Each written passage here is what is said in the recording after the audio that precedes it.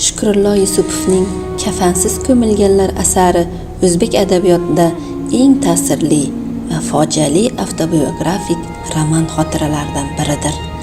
Asar Sovet tizimining, xususan Stalin qatag'onlari davrida begunoh insonlar boshiga tushgan fojialarni ochiq va haqqoniy yoritib beradi.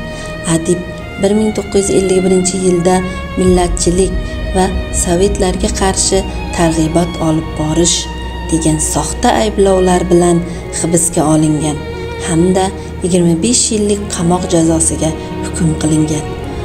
U uzoq sharqdagi, Sibirdagi dahshatli mehnat lagerlarida azob chekkan.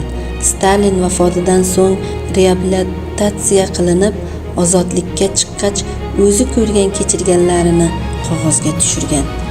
Lagerning ayovsiz va sovuq sharoitida har kuni yuzlab mahbuslar ochlik, sovuq va og'ir mehnatdan vafot etardi. Ularni hech qanday izzat-ikromsiz, yuvilmasdan va kafansiz shunchaki chuqurlarga tashlab ko'mib yuborishgan.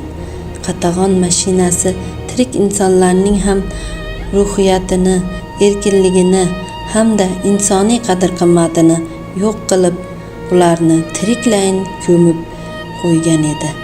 Asar sovet mafkurasining soxtaligi, tergovchilarning nohaq qiynoqlari va mahbuslarga bo'lgan hayvoniy munosabatni fosh etadi.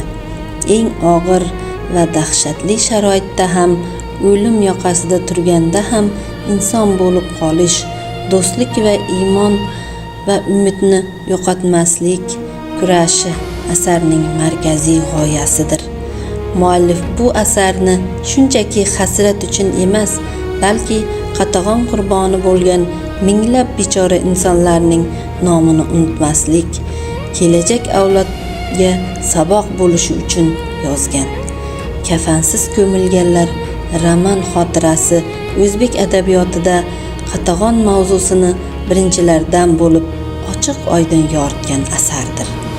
U o'zining haqqoniyligi, chuqur psixologik kechilmalariga boyligi va inson qadrini ulug'lashi uchun kitobxon qalbidan chuqur joy olgan.